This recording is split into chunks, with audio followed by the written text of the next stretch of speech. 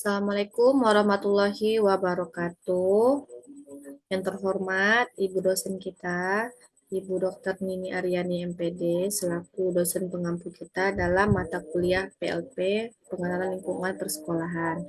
Nah, pada kesempatan kali ini saya akan mempresentasikan yang hasil laporan observasi saya yang berjudul PLP TK Islam Al-Azhar. Baik, saya akan memperkenalkan diri terlebih dahulu. Perkenalkan, nama saya Uci Devriya Ramadhani dari kelas 3 C3. Saya berasal dari TK Al-Fadika yang berada di Kota Dumai. Ini latar belakang saya melakukan observasi. Observasi ini dilakukan sebagai bagian integral dari mata kuliah pengenalan lingkungan persekolahan atau PLP. Tujuan utama observasi adalah untuk memahami lebih dalam tentang pembelajaran di sekolah PAUD, khususnya dalam konteks kurikulum, metode pembelajaran, dan peran guru. Tujuan observasi ini dilakukan untuk mendapatkan pemahaman yang lebih baik mengenai satu, memahami karakteristik dan profil sekolah PAUD. Yang kedua, menganalisis kondisi lingkungan belajar dan ketersediaan sarana prasarana. Yang ketiga, mengidentifikasi aktivitas pembelajaran yang dilakukan di sekolah. Yang keempat, menganalisis peran guru dan murid dalam proses pembelajaran. Metode observasi yang saya gunakan ada tiga, yaitu metode terstruktur, partisipatif, dan dokumentasi. Terstruktur itu maksudnya saya menggunakan instrumen pengamatan yang saya dapatkan dari pihak kampus, kemudian partisipatif, saya sebagai pengamat terlibat aktif dalam proses pembelajaran. Yang ketiga, dokumentasi, yaitu berupa foto dan video digunakan untuk merekam kegiatan dan interaksi yang terjadi selama observasi. Dia profil sekolah yang saya jadikan sebagai sekolah mitra. Itu ada namanya TK Islam Al-Azhar, lokasinya di Jalan Cermai, Kelurahan Simpang Tetap Darul Ihsan, Kecamatan Dumai Barat, Kota Dumai. Jumlah muridnya mereka mempunyai murid 106 murid yang terbagi menjadi 5 kelas. Terdapat 10 guru dan 1 orang staf yang sangat kompeten di bidangnya masing-masing. Hasil observasi saya terbagi menjadi dua, yaitu lingkungan yang nyaman dan fasilitas pendukung. Lingkungan yang nyaman, seperti ruangan kelas. Ruangan kelasnya itu terdapat menjadi 5. Dan yang menjadi ikoniknya, setiap kelas ini saling berhubungan satu sama lain melalui pintu connecting room. Ruangan kelas didesain untuk mendukung kegiatan belajar dengan perlengkapan seperti meja, kursi, lemari penyimpanan tas, dan papan tulis. Kemudian di tengah-tengah ruangan kelas terdapat karpet, di mana anak-anak duduk melingkar. Ada kegiatan seperti opening kelas dan murojaah hafalan. Kemudian, setiap sudut kelas terdapat berbagai pilihan luspat sebagai penunjang pembelajaran dan minat anak. Bahkan di kelas juga terdapat mini UKS yang dilengkapi dengan timbangan dan pengukur tinggi badan anak serta P3K, dan juga tak lupa di kelas yang pengamat yang saya amati itu juga terdapat pojok baca, mini pojok baca. Dokumentasinya di sini ada pojok baca, kemudian ini ruangan kelasnya juga sangat besar, dan di belakangnya ini ada UKS mininya, dan di sudut-sudut kelas itu ada luspatnya.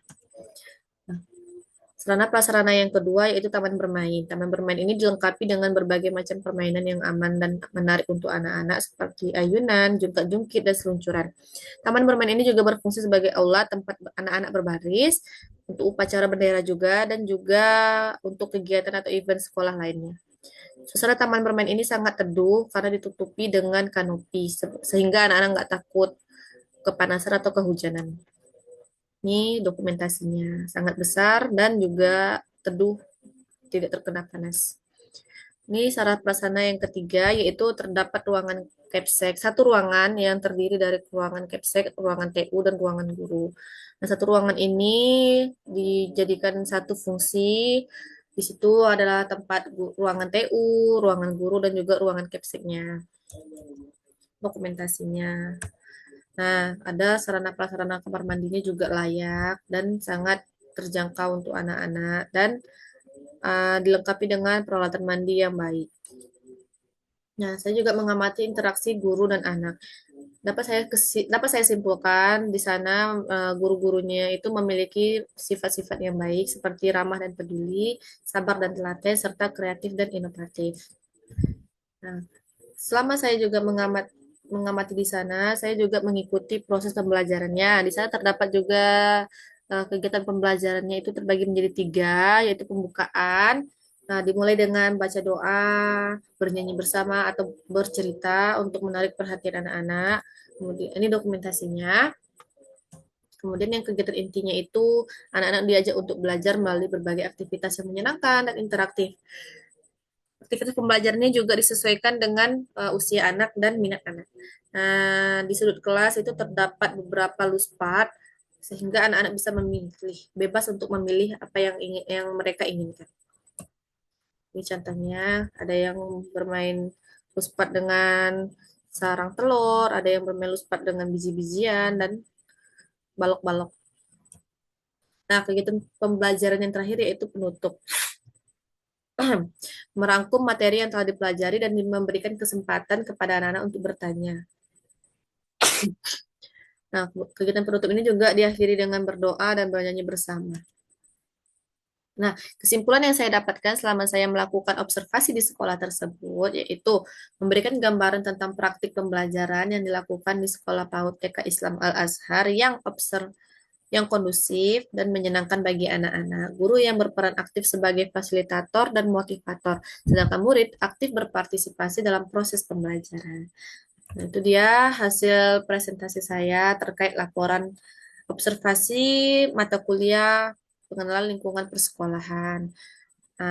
Apabila ada kesalahan dalam ucapan dan tingkah laku saya mohon dimaafkan. Dan saya juga masih berterima kasih banyak-banyak kepada dosen kita, Ibu Nini Aryani, karena masih memberikan kesempatan kepada saya yang menyusul ini dalam hal presentasi. Saya ucapkan banyak-banyak terima kasih dan saya tutup dengan Assalamualaikum warahmatullahi wabarakatuh.